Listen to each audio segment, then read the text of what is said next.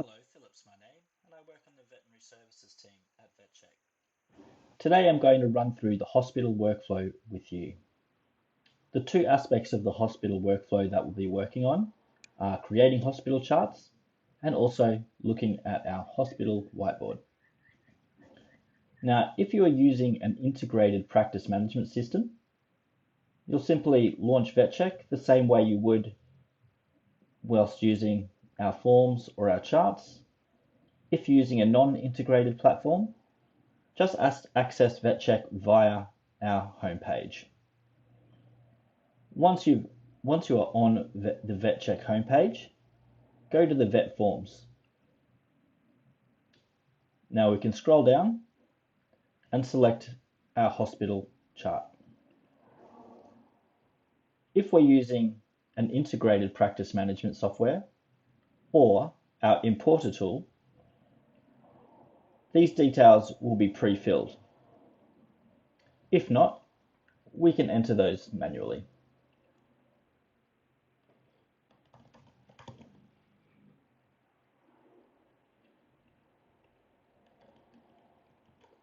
Once we've entered those, create the chart. If you're using an integrated practice management software, the blank details will be pre-filled.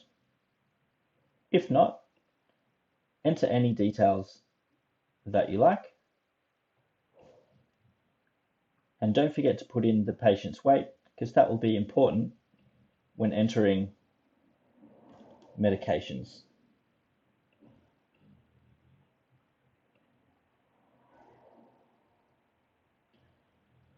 Now, because you'll usually be using the hospital chart from an iPad, it's quite simple to add photos, simply by selecting the Add Photo button, and that will access your device's camera. If you're accessing it from a desktop workstation, you can simply do the same process and then select the file that you want. This can also be used for adding radiographs to the photos list. As we scroll down, we come across the hospitalization details. Now, if you're adding a hospitalized patient for the following day, make sure that you select that day. However, if you're adding it for the day, as most cases will, select today's date. We then enter the procedure details or the reason for hospitalization. So I'm just going to put VD for vomiting and diarrhea. We'll then select the procedure status, and as most patients will be already hospitalized, we select the hospitalization status. We select the clinician or type that in, and also the nurse or technician's name. We can then add the location of the patient. So I can select dog ward or just type in treatment room.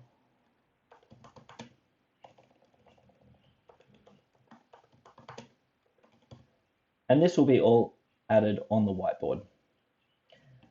For our important alerts, this is where we can put any information that we need to know and have access to quite readily. So if the patient is allergic to anything, or the client is cost constraints and wants to be contacted prior to any treatments going ahead, this is where you would enter that. I'm just going to say no chicken and careful around other dogs.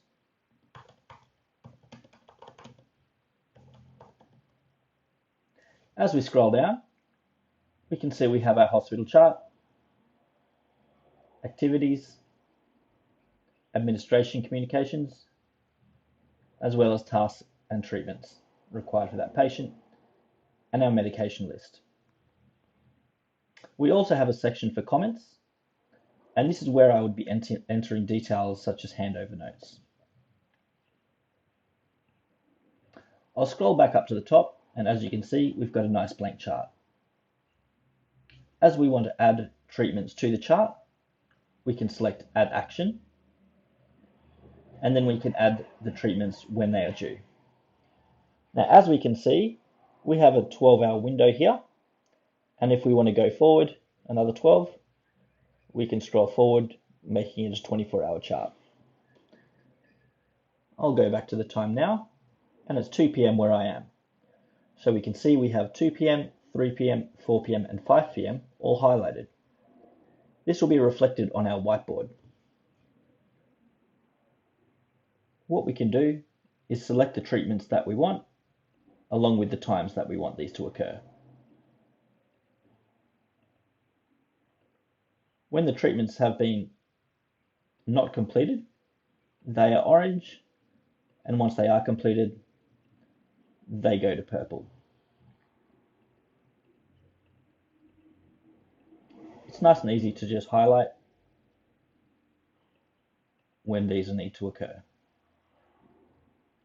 In our task list, this is when we'll highlight any treatments that need to occur for that patient, such as IV catheter placement or sedation for radiographs.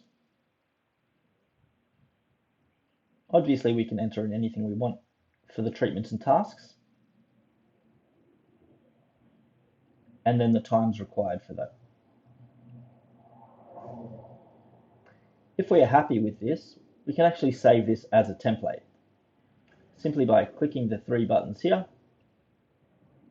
and then save as a template.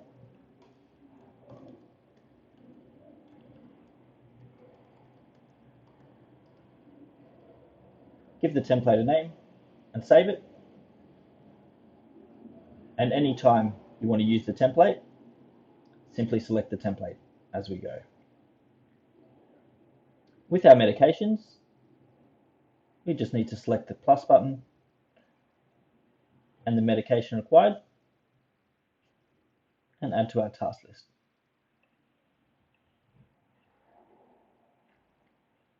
We also highlight when that medication needs to occur.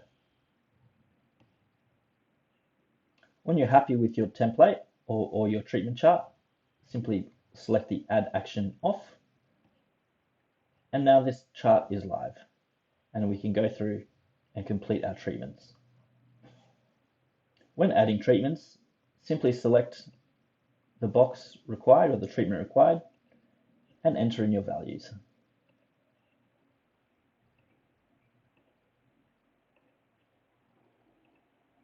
Nice and simple.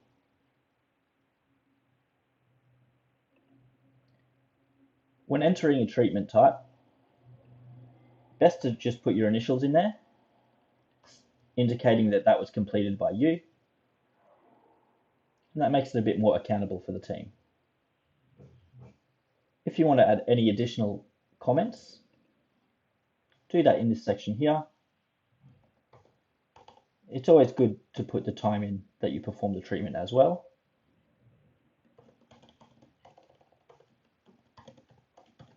As this will form a part of the medical record.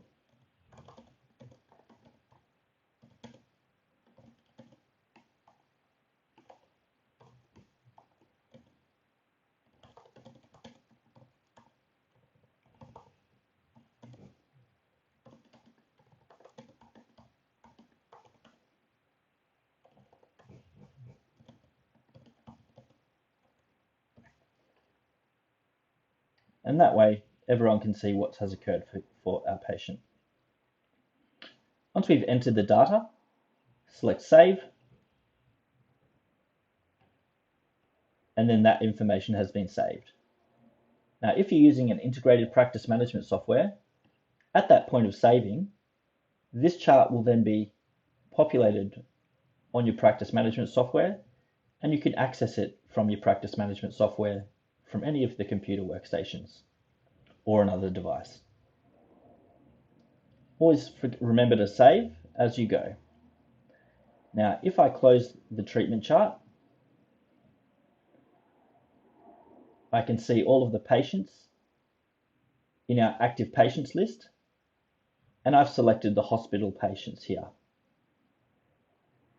If you wanted to view the surgical list, you can select surgery, but for now, we'll just look at the hospital list. We can see it's now switched over to 3 p.m. and we can see what is due for the patients at 3 p.m. Looking at our whiteboard, we can see that there's no treatments due for 3 p.m. except for the eye lubrication for Bart. That's a good way to keep track of what's occurring in your clinic.